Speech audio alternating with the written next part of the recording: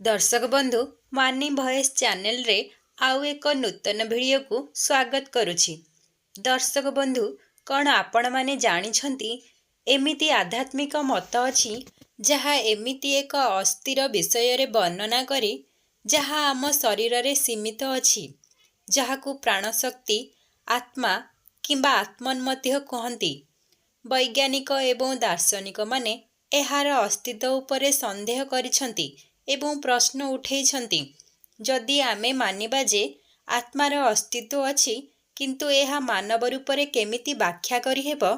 दर्शक बंधु जदि एही समस्त प्रश्न और संदेह को भल भावरे व्याख्या करिबा तेबे आउ एक प्रश्न उद्भाव हुए, ताहा हेला मानव शरीर को आत्मा किंबा आत्मशक्ति केमिति प्रवेश करे।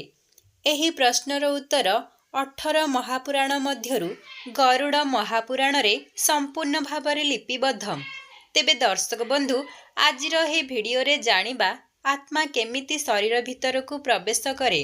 गरुड़ पुराण रे जन्म मृत्यु पाप पुण्य आदि अनेक विषय विस्तार भावरे वर्णित। हिंदू धर्म रे कहार मृत्यु हेला परे गरुड़ पुराण श्रवण करा जाए। अपरपक्षे गरुड़ पुराण रे एहा उल्लेख अछि मृत्यु परे जेउ आत्मा को पुनः शरीर धारण करी पृथ्वी रे जन्म नेबाकू पड़े सेही आत्मा मार शरीर को केमिति प्रवेश करे, अर्थात आत्मा शरीर को केमिति प्रवेश करिथाए। एही विषय को जानिबा पाई भिडियोटी को स्किप न करी संपूर्ण रूपे निश्चय देखंतु।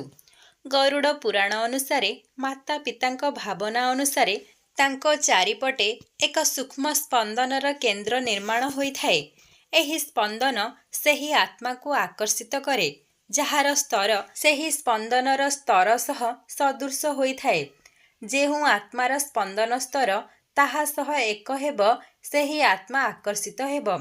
आकर्षित आत्मा मार गर्भ पाखरे घूरी बुलुथाए।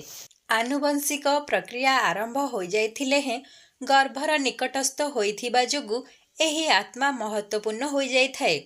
शरीर को प्रवेश करिबा पाई चेष्टा आरंभ करि दिए।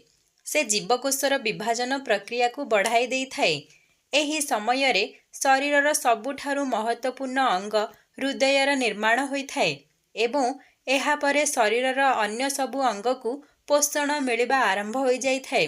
योगिक विज्ञान अनुसारे एही समय रे भौतिक शरीर सह आध्यात्मिक शरीरर मध्य निर्माण होइथाए एवं आत्मा और प्राणशक्तिर चालन पाई शरीर रे चलन शक्तिर निर्माण होइथाए। जेउठी अनेक मार्गर मिलन होइथाए सेठारे शक्तिर केंद्र निर्माण होइथाए। आध्यात्म रे एहाकु चक्र बा बिंदु कुहा जाए। अनेक आध्यात्मिक मान्यता अनुसारे 7टी महत्वपूर्ण चक्र अर्थात बिंदु रूपरे वर्णना करा जाए। सेही चक्र गुड़िक हेला मूलधार, स्वादिष्टान, मणिपूरक, अन्यहात्र, विशुद्धि, आज्ञा एवं सहस्रार। तेबे गर्भरे भ्रूणर निर्माण होई मस्तिष्कर निर्माण होइथाए। एहा परे जेबे ब्रह्मरंध्रर सृजन होइथाए एहाकु 7टी चक्र मानक मध्यरु एक सहस्रार चक्र बा द्वादश बिंदु रूपरे वर्णना करा जाए। ब्रह्मरंध्रर भल भावरे निर्माण परे आत्मा सेही द्वादश बिंदु देई शरीर भितर को प्रवेश करे एवं एही प्रक्रिया भ्रूण उपस्थिति हेबार 3 मास भितरे होइथाए। आध्यात्मिक यात्रा को मुख्यतः बिंदु अर्थात चक्र मानकर अंतकरण प्रवाहक कुहा जाइछि। आपण कौन जानिबाकू चाहुछंती आत्मा शरीरर केउठी रुहे? आत्मार अवस्थिति हृदय रे होइथाए। एहा हेउछि सेही स्थान जेउठी आत्मा रहिथाए। हृदय माध्यम रे एहा शरीरर समस्त चक्र ओ अन्य आध्यात्मिक आयाम को पहुंची सारिथाए। एही समस्त प्रक्रिया आमे जानी मध्य पारुनाहुं। आमको अनेक सूक्ष्म आयाम को पारी करि जिबाकू पड़िथाए। जेतेबेले आत्मार यात्रा हृदयरु आरंभ हुए तेबे एहार अर्थ हेउछि एबे आत्मार ऊर्जा उपरकू प्रवाहित हुए। जदि आपणक घरे केही नवजात शिशु अछंती तेबे आपण देखि पारिथिबे कि शिशुर कपाळ अर्थात मस्तिष्कर एक भाग ठीक भावरे विकसित होई न थाए। कौन आपण एही विषय रे ध्यान देइछंती कि ध्यानर सह शिशुर सेही भाग को जत्न नेबाकू पड़िथाए, कारण सेठारे हाड़ किंबा अस्थि न थाए। ମଣିଷ ଶରୀରର ସେହି ଭାଗରେ ସେହି ଯାଏଁ ଅସ୍ଥିର ନିର୍ମାଣ ହୋଇନଥାଏ ଯେ ପର୍ଯ୍ୟନ୍ତ ଶିଶୁ ଏକ ନିର୍ଦ୍ଦିଷ୍ଟ ଆୟୁକୁ ଆସିନଥାଏ। ଯୋଗୀ ଶବ୍ଦାବଳୀରେ ଏହି ଭାଗକୁ ବ୍ରହ୍ମରନ୍ଧ୍ର କୁହାଯାଏ, ଯାହାର ବର୍ଣ୍ଣନା ଆମେ ପୂର୍ବରୁ କରିଛୁ।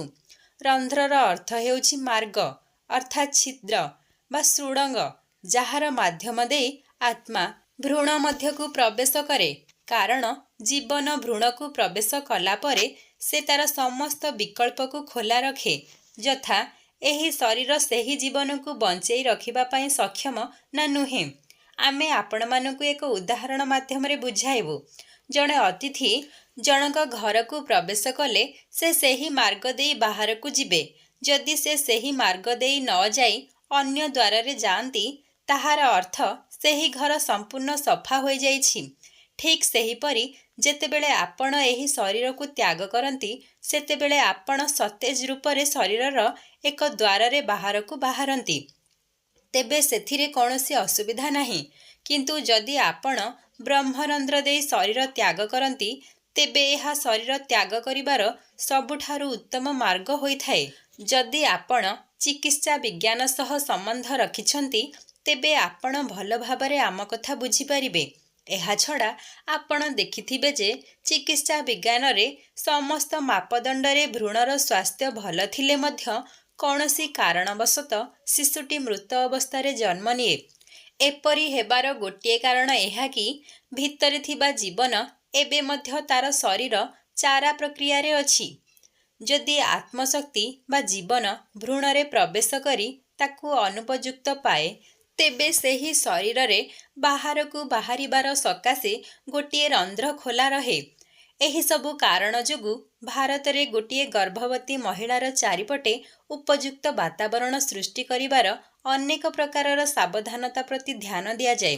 କିନ୍ତୁ ଆଜିକାଲି ସେ ବିଷୟରେ ବିଶେଷ ଭାବରେ ଧ୍ୟାନ ଦିଆଯାଉ ନାହିଁ। ପରନ୍ତୁ ଏଭଳି କରିବାର ଗୋଟିଏ କାରଣ ହେଉଛି ଗର୍ଭରେ ଯେଉଁ ଶିଶୁ ବଢ଼ୁଛି ସେ ପତି ଓ ପତ୍ନୀଙ୍କଠୁ ଅଧିକ ଉନ୍ନତ ହେଉ। ତେଣୁ ଏକ ଗର୍ଭବତୀ ମହିଳାଙ୍କୁ ଏକ ନିର୍ଦ୍ଦିଷ୍ଟ ଅବସ୍ଥାରେ ରଖାଯାଏ, ଠିକ୍ ପ୍ରକାରର ଦୀପ ଧ୍ୱନି ଓ ଖାଦ୍ୟ ପଦାର୍ଥରେ ଓ ଉପଯୁକ୍ତ ବାତାବରଣରେ ରଖାଯାଏ, ଯେପରି ସେହି ମହିଳାଙ୍କ ଗର୍ଭରେ ବଢ଼ୁଥିବା ଭ୍ରୂଣ ଜଣେ ଉପଯୁକ୍ତ ପାଳନ ଶକ୍ତିକୁ ନିମନ୍ତ୍ରଣ କରିପାରିବ। ବ୍ରହ୍ମରନ୍ଧ୍ର ବିଷୟରେ ଅନେକ ପ୍ରକାରର ତଥ୍ୟ ଅଛି। ଏହି ବିଷୟରେ ଅନେକ ପ୍ରକାରର ପୁସ୍ତକ ଲେଖା ହୋଇଛି।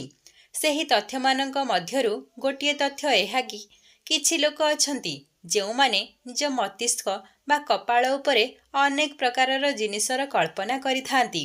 ସେହି ପ୍ରତିମୂର୍ତ୍ତିରେ କିଛି ନା କିଛି କଳ୍ପନା କରିଥାନ୍ତି। ଆପଣଙ୍କୁ ଏଠି ବୁଝିବାର ଅଛି, ଆପଣ ଯେଉଁଠି ନିଜର ମନ କେନ୍ଦ୍ରିତ କରନ୍ତି, ସେଇଠି କିଛି ନା କିଛି ପ୍ରକ୍ରିୟା ହେବ। ଏଇଥିରୁ ଆପଣ ଏହା ବୁଝିପାରିବେ ଯେ ଆପଣଙ୍କର ମନ ଯେଉଁ କେନ୍ଦ୍ରିତ ହେବ, ସେଠି କିଛି ନା କିଛି ନିଶ୍ଚୟ ହେଉଥିବ। ଆମ ଶରୀରରେ 114 ଚକ୍ର ଅଛି। ସେଥିମଧ୍ୟରୁ ଅନ୍ତ 2ଟି ଚକ୍ର ଶରୀର ବାହାରେ ରହିଥାଏ। ଭୌତିକତାରୁ ନିରନ୍ତର କୌଣସି ଆୟାମ ଆପଣଙ୍କ ଶରୀରରେ କାମ କରୁଥାଏ।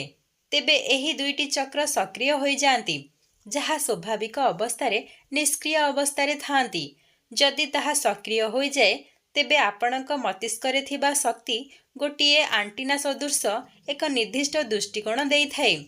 ଆପଣଙ୍କୁ କହି ରଖିବୁ ଯେ ଆତ୍ମାର 3 ପ୍ରକାରର ରୂପ ଥିବାର ବର୍ଣ୍ଣନା କରାଯାଇଛି, ଯେମିତିକି ଜୀବାତ୍ମା, ପ୍ରେତାତ୍ମା, ସୂକ୍ଷ୍ମାତ୍ମା। ଯେତେବେଳେ ଆତ୍ମାର ବାସ ଭୌତିକ ଶୈଳୀରେ ହୋଇଥାଏ, ଏହାକୁ ଜୀବାତ୍ମା କୁହାଯାଏ। ଯେବେ ଏହା ମନରେ କାମନା ଓ ବାସନା ଘର କରେ, ଏହାକୁ ପ୍ରେତାତ୍ମା କୁହାଯାଏ। ଏହି ଆତ୍ମା ଯେତେବେଳେ ସୂକ୍ଷ୍ମ ରୂପରେ ଶରୀରରେ ପ୍ରବେଶ କରେ, ତେବେ ଏହାକୁ ସୂକ୍ଷ୍ମାତ୍ମା କୁହାଯାଏ। ଦର୍ଶକ ବନ୍ଧୁ, ଆଜିର ଭିଡ଼ିଓଟି ଆତ୍ମ ସମ୍ବନ୍ଧୀୟ ବା ମା ଗର୍ଭରେ ଆତ୍ମା କିଭଳି ପ୍ରବେଶ କରିଥାଏ ସେ ବିଷୟରେ ଥିଲା। ଯଦି ଭିଡ଼ିଓଟି ଆପଣ ସମସ୍ତଙ୍କୁ ଭଲ ଲାଗିଛି, ତେବେ ଦୟାକରି ଆମର ପ୍ରିୟ ଚ୍ୟାନେଲ ମାନି ଭଏସ୍କୁ ସବସ୍କ୍ରାଇବ୍ କରି ଭିଡ଼ିଓକୁ ଗୋଟିଏ ଛୋଟିଆ ଲାଇକ୍ କରିବାକୁ ଆଦୌ ଭୁଲନ୍ତୁ ନାହିଁ। କମେଣ୍ଟରେ ଜୟ ଜଗନ୍ନାଥ ନିଶ୍ଚୟ ଲେଖିଦିଅନ୍ତୁ। ଆଉ ହଁ, ଭିଡ଼ିଓକୁ ବନ୍ଧୁବାନ୍ଧବ ଓ ଆପଣମାନଙ୍କର ପ୍ରିୟଜନଙ୍କ ପାଖକୁ ସେୟାର କରିବାକୁ ଆଦୌ ଭୁଲନ୍ତୁ ନାହିଁ।